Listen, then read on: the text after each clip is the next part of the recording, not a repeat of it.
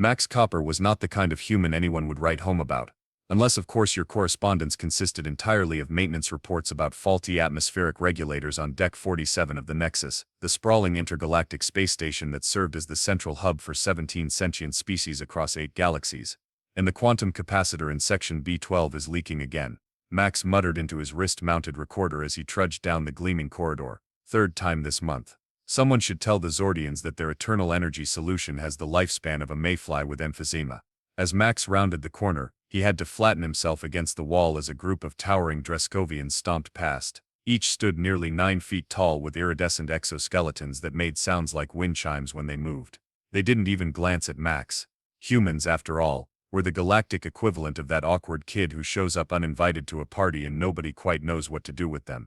Humanity's late arrival to the interstellar community, a mere 70 years ago, meant they were perpetually playing catch-up. While other species boasted natural armor, telepathic abilities, or multi-century lifespans, humans had opposable thumbs and an uncanny ability to complain about the weather regardless of what planet they were on. Maintenance report concluded, Max said, tapping his recorder off. Personal note, request transfer to a section where I don't need a stepladder just to reach the bathroom sink. A massive holographic advertisement suddenly burst into existence above the main promenade, causing Max to jump and nearly drop his tool belt. Citizens of the Nexus. Boomed the projection of Commander Trell, a cerulean whose blue-tinged face was split into a grin that showcased far too many teeth. The annual Combat Beast Tournament begins tomorrow. Witness the most ferocious genetically engineered creatures in the known universe battle the bravest warriors from across the stars. Max rolled his eyes as the ad continued, showing highlights from previous tournaments. Combat beasts, horrifying amalgamations of the most lethal evolutionary traits from 1,000 worlds, roaring and charging at armored fighters in a massive arena. The spectacle was barbaric in Max's opinion, but it was the Nexus's biggest tourist attraction and economic driver. Tickets still available for the qualifying rounds. Trell's voice continued, special discount for all Zordian citizens in honor of their Grand Chancellor's visit. The mention of Zordians reminded Max of his leaking quantum capacitor. He sighed and turned down a maintenance corridor, away from the gaudy display. Just once, he muttered to himself, I'd like to see something genuinely interesting happen around here that doesn't involve watching some poor schmuck getting their limbs rearranged by a lizard bear scorpion thing for entertainment. As Max disappeared into the service tunnel, he remained blissfully unaware that the universe had a peculiar way of granting wishes in the most inconvenient manner possible. And by this time tomorrow, he would be that poor schmuck at the center of the galaxy's attention. Max was elbow deep in the guts of the quantum capacitor when his comm unit crackled to life. Attention all personnel. Security breach in Sector 7. Combat beast containment failure. This is not a drill. Repeat, this is not a drill. Oh, for crying out. Max yanked his arm free, smacking his head on an overhead pipe in the process. Perfect. Just perfect. The one day I skipped my being devoured by alien monster insurance payment. Emergency lights bathed the corridor in pulsing red as Max frantically gathered his tools. The logical course of action would have been to lock himself in the maintenance closet and wait for the station's security forces to handle the situation. But Max had left his lunch in his locker, and if he was going to die today, he'd prefer not to do it on an empty stomach. Besides, he reasoned to himself, what are the odds that out of 147 levels and 12,000 corridors, the beast would choose this exact? A deafening roar cut his statistical reassurance short. The sound reverberated through the metal walls, causing the very floor beneath his feet to vibrate. 1. The creature that rounded the corner defied description, though Max's panicked brain gave it a valiant effort.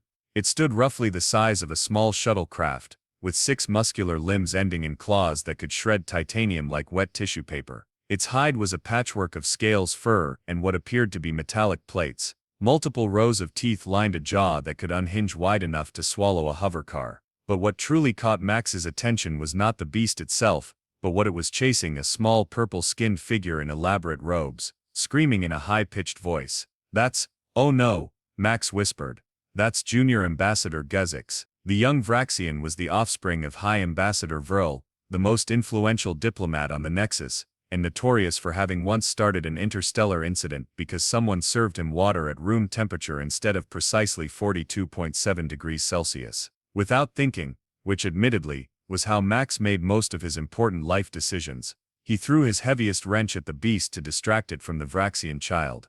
The wrench bounced harmlessly off the creature's hide, but it accomplished the intended goal. The beast stopped pursuing Junior Ambassador Gezix and turned its attention to Max. "Run, kid," Max shouted at the Vraxian, who needed no further encouragement. As the beast stalked toward him, Max made peace with his imminent demise. His obituary would probably read "Maintenance worker dies heroically, tool belt still on, quantum capacitor still leaking." The creature lowered its massive head, all three of them, and sniffed. Its pupils dilated, its multiple nostrils flared, and then, something completely unexpected happened. It backed away, not just backed away, but visibly cowered. All 6 limbs seemed to fold inward as if trying to make itself smaller. A plaintive whine escaped its triple throats as it lowered all 3 heads to the floor in what could only be described as submission. Max stood frozen, confusion overriding his fear. What the? The beast continued to retreat, never turning its backs on Max, an evolutionary advantage of having heads pointing in multiple directions, until it was cornered by the arriving security team, who stared in disbelief at the scene before them. "Did you see that?" one guard whispered to another. "It's like it's afraid of him." "Impossible," the other replied. "That's a grade 9 composite combat beast. It's designed to fear nothing." As security personnel sedated the creature with electromagnetic pulse rifles, Max found himself surrounded by a growing crowd of onlookers, including station officials, curious aliens of various species, and most alarmingly media drones capturing every moment. A tall blue-skinned figure pushed through the crowd, his too wide smile gleaming under the emergency lights. "Well, well, well," said Commander Trell, tournament organizer and self-proclaimed entertainment mogul of the Nexus. "What do we have here? A human who makes combat beasts bow. My friend, I believe we need to have a conversation about your immediate future." Max swallowed hard. "I really need to finish fixing that capacitor." "Capacitor?" Trell laughed, slinging an arm around Max's shoulders. "My dear human, I'm about to make you forget what a capacitor even is." And that, Max would later reflect, was when things really started to go downhill. Max sat uncomfortably in a chair designed for someone with a completely different anatomical structure, trying not to slide off what he hoped was the seat and not some alien's idea of an armrest. Commander Trell's office was a shrine to excess, with holographic trophies from past tournaments floating around the room, and a window that offered a panoramic view of the station's central hub. 14 trillion viewers across the known universe. Trell was saying as he paced excitedly, his blue skin almost shimmering with delight. "The Combat Beast Tournament is already the most watched event in galactic history, but this will break every record in existence."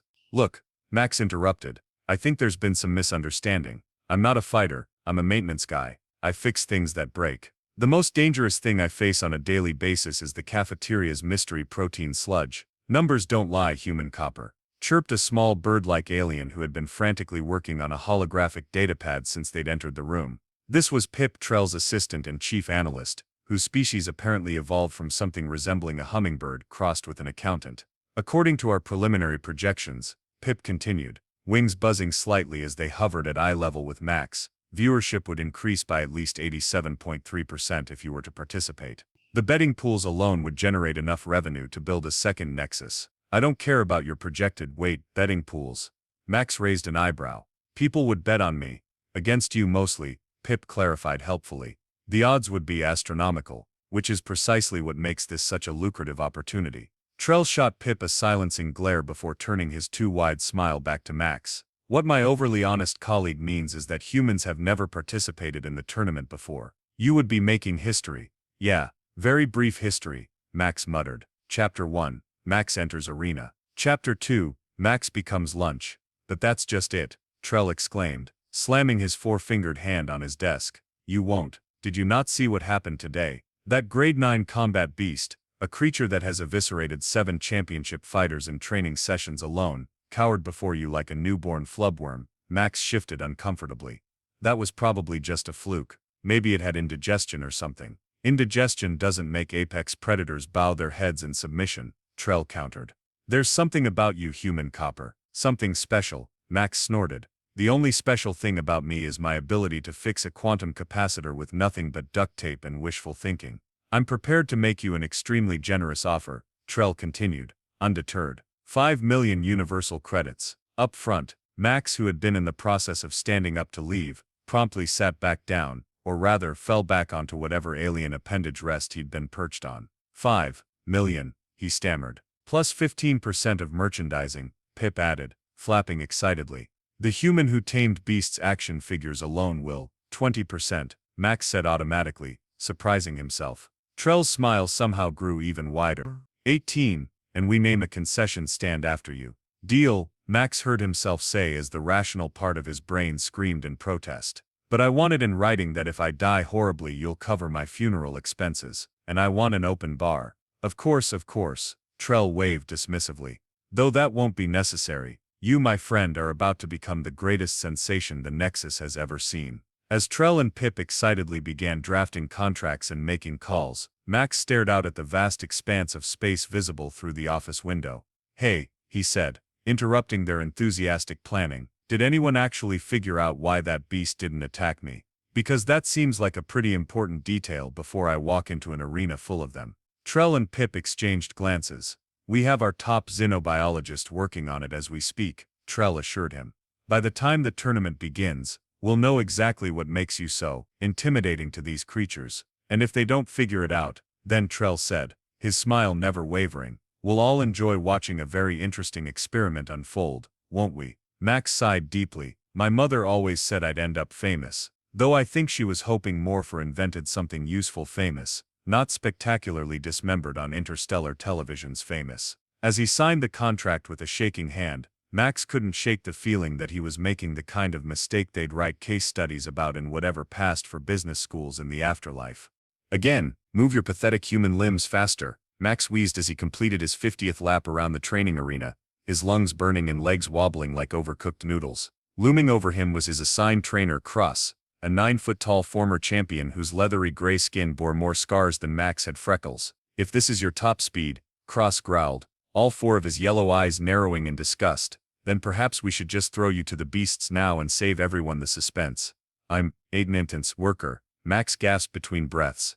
The most running I do is when the cafeteria announces pudding day. Cross made a rumbling sound that might have been a laugh or indigestion. Max still couldn't quite decipher his trainer's expressions after 3 days of preparation for the tournament. Humans, Cross said, shaking his massive head, the universe's greatest paradox, physically inferior in every measurable way, yet somehow you've survived long enough to join the galactic community. We're stubborn, Max managed, finally catching his breath enough to stand upright. Stubborn won't save you from a razorback howler's jaws, Cross replied. Though whatever you did to that grade 9 might, if it wasn't just a cosmic fluke. That was the question everyone seemed fixated on. In the days since the incident, now being marketed across 17 galaxies with dramatic recreations and limited edition commemorative holocoins, Max had been subjected to every scan, test and examination the station's scientists could devise. Any updates from the lab coats? Max asked, accepting a hydration pouch from Cross. Nothing conclusive, the trainer grumbled.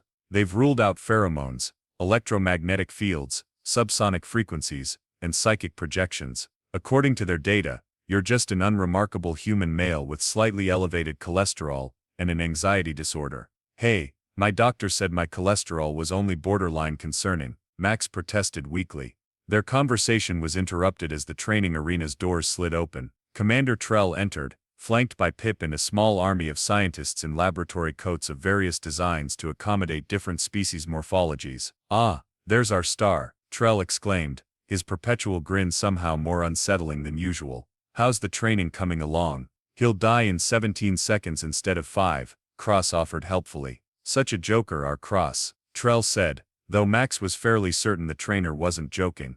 Anyway, we may have had a breakthrough. Dr. Zelvin, please share your findings. A tall, spindly scientist with translucent skin stepped forward, nervously adjusting what appeared to be spectacles but were actually additional eyes mounted on stalks. We've been approaching this all wrong, Dr. Zelvin began. We've been looking for what you're emitting, but it appears the effect might be related to what you've been exposed to. Max frowned. Exposed to? You mean like radiation? Because I did have to fix that leaky reactor on level 23 last month, and the safety protocols on this station are… No, Dr. Zelvin interrupted. Something far more specific. Tell me, human copper, do you keep any pets in your quarters? Max felt his stomach drop. Pets? No, absolutely not. That would be against station regulations section 47.3, subsection B, regarding non-work-related biological entities in residential zones, and I would never. We searched his quarters, Pip interjected, wings fluttering excitedly.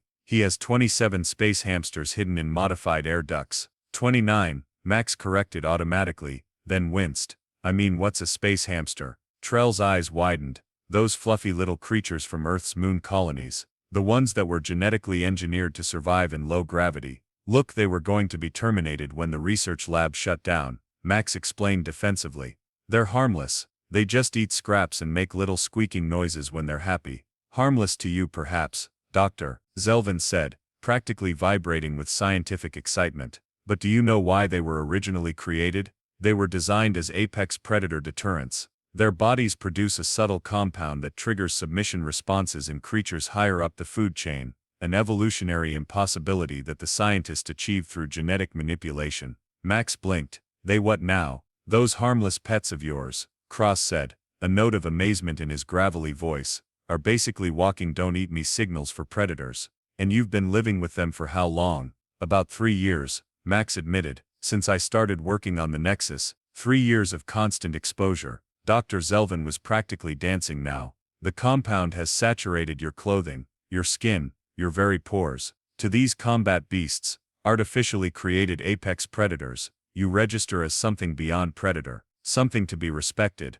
feared even. Commander Trell's smile was now so wide it seemed in danger of splitting his face in half. This is even better than we hoped. Not some unexplainable fluke, but a scientifically verifiable phenomenon. The ratings will be astronomical. As the group excitedly discussed marketing strategies and scientific papers, Max stood there processing the information.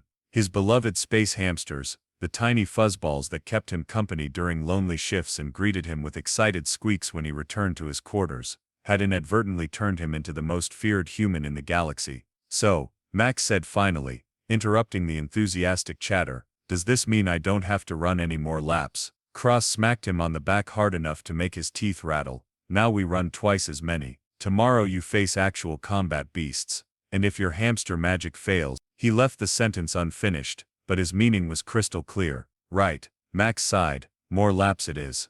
The preparation chamber beneath the arena smelled of disinfectant and fear. Max sat on a bench designed for a species with spinal configurations very different from his own, fidgeting with the ceremonial armor that Trell had insisted he wear. The gleaming silver plates with blue accents did absolutely nothing in terms of protection. They were purely for show, designed to catch the light dramatically as cameras followed his every move.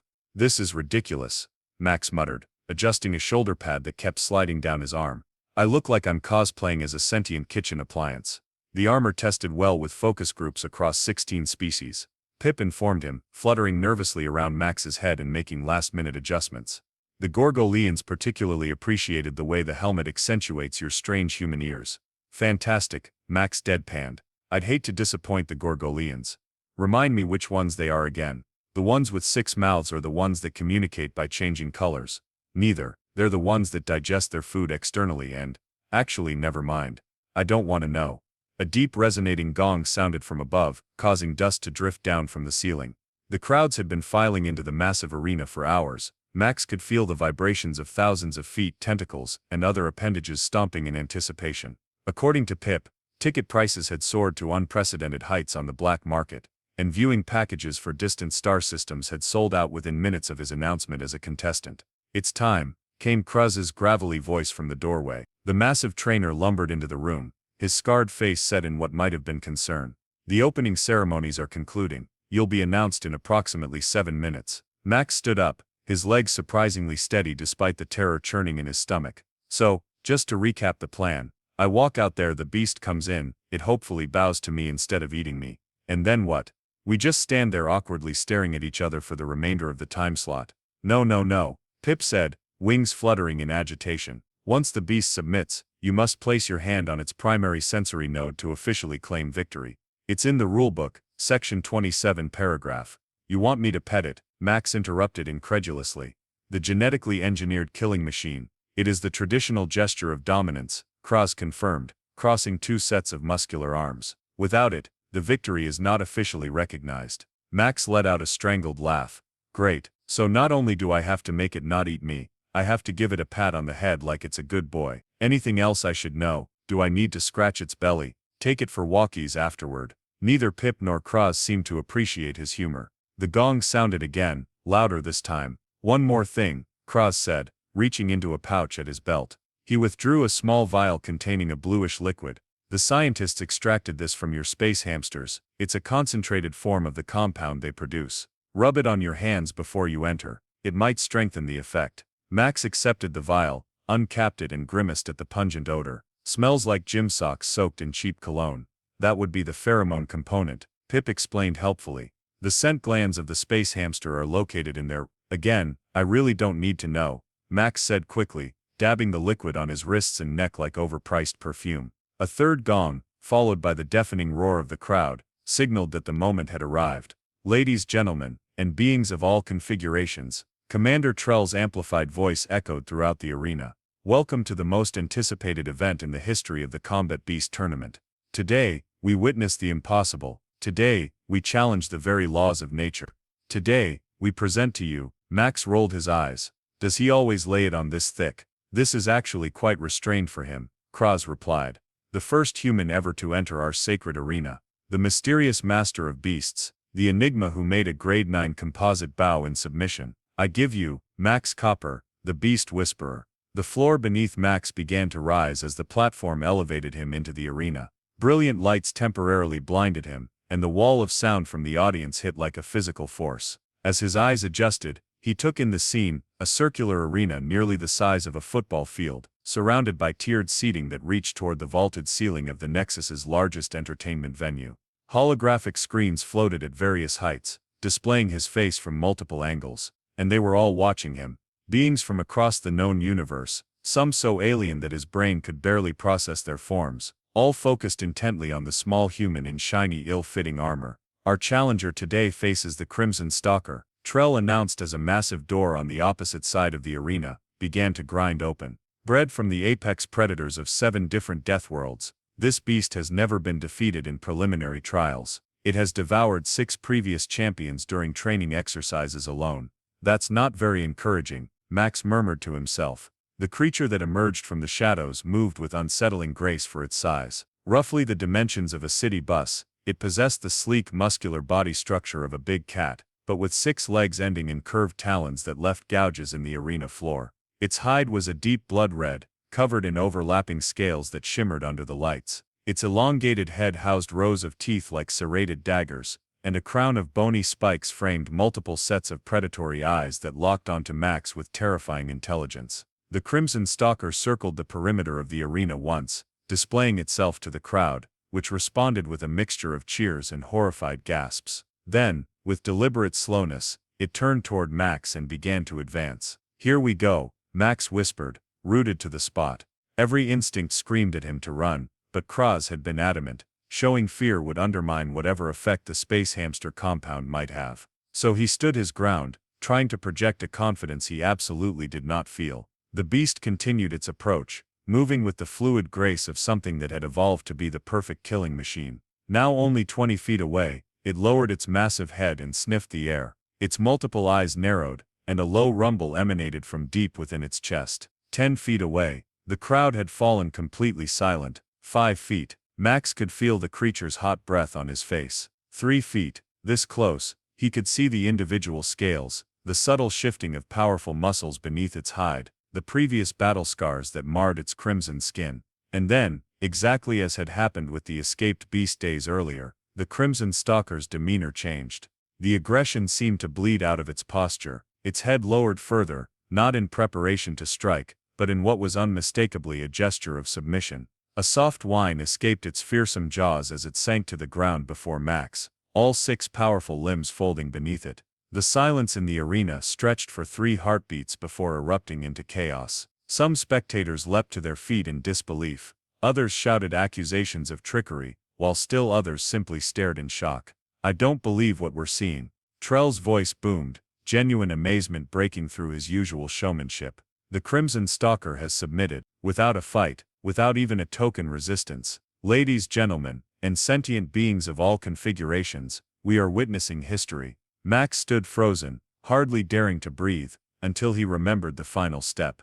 With a trembling hand, he reached out toward the creature's primary sensory node, a cluster of specialized organs located at the top of its head, between the crown of spikes. The moment his fingers made contact, A visible shudder ran through the beast's massive frame, and it let out another whine, softer this time. "Victory to Max Copper," Trell declared, and the arena erupted once more. But there was no time to celebrate. As Max was escorted from the arena by a security detail, he was immediately whisked to a preparation area for his next bout. The tournament structure required him to face 3 beasts in succession, each more formidable than the last. His second opponent was the Void Mantis, an insectoid horror with blade-like limbs that could slice through reinforced steel. Like the Crimson Stalker before it, the creature approached aggressively, only to drop into a submissive posture when it came within a few feet of Max. The crowd's reaction was even more intense this time, with some spectators now chanting his name while others booed and hissed their disapproval. By the time Max faced his third and final opponent, the legendary Shadow Leviathan, a serpentine monstrosity that had remained undefeated for 7 consecutive tournaments, the atmosphere in the arena had become almost religious in its intensity. Conspiracy theories spread through the audience like wildfire. Some claimed Max was using illegal technology to control the beasts. Others whispered that he must be a previously unknown species masquerading as human, or perhaps a deity in mortal form.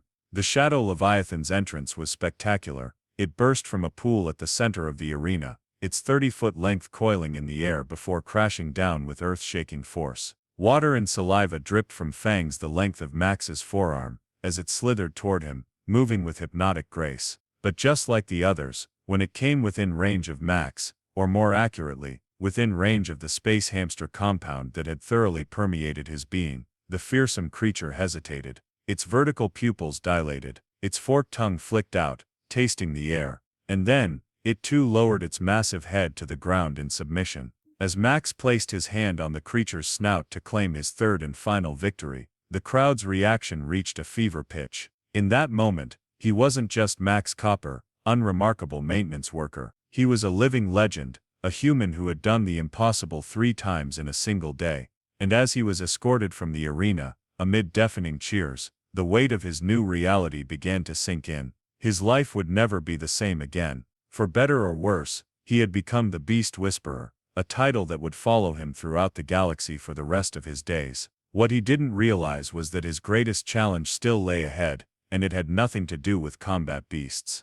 2 days after sweeping the tournament, Max found himself in the VIP observation deck watching preparations for what Commander Trell was calling his final challenge.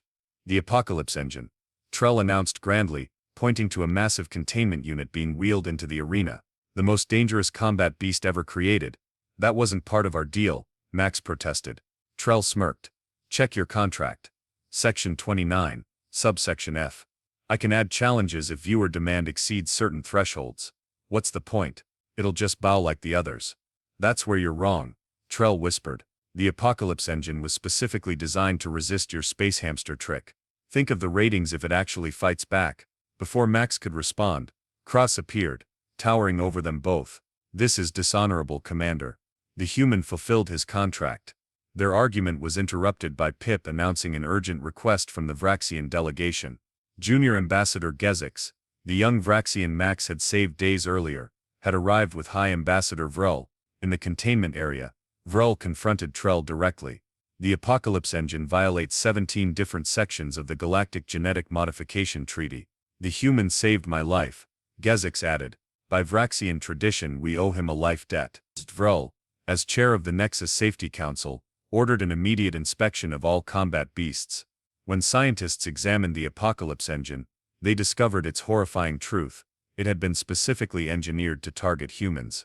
Trell hadn't just wanted drama, he'd planned Max's public execution to preserve violent tournaments. Instead of facing certain death, Max led a revolutionary exhibition. Standing calmly with several ethically modified beasts, including the Crimson Stalker, he demonstrated peaceful interaction based on mutual respect. The space hamsters I've cared for produce a chemical signal that identifies me as neither predator nor prey, Max explained to billions watching across the galaxy. To these creatures, I exist outside their natural hierarchy. It's not fear that causes them to bow, it's recognition of something beyond their evolutionary programming. The exhibition concluded to thunderous applause. Afterward, Cross asked about Max's future plans. I've been offered a position as special advisor to the Vraxian Diplomatic Corps, Max replied. My space hamsters are now official diplomatic pets with full immunity from station regulations. Ambassador Vrel thinks they might hold the key to more peaceful interactions between species. As they exited the arena, Max reflected on how a simple maintenance call for a leaking quantum capacitor had changed his life so dramatically. The universe works in mysterious ways, Cross rumbled. Sometimes the smallest creatures make the biggest impact. And somewhere in the depths of the Nexus 29 space hamsters squeaked contentedly, blissfully unaware that they had just helped rewrite the rules of a civilization spanning 17 galaxies.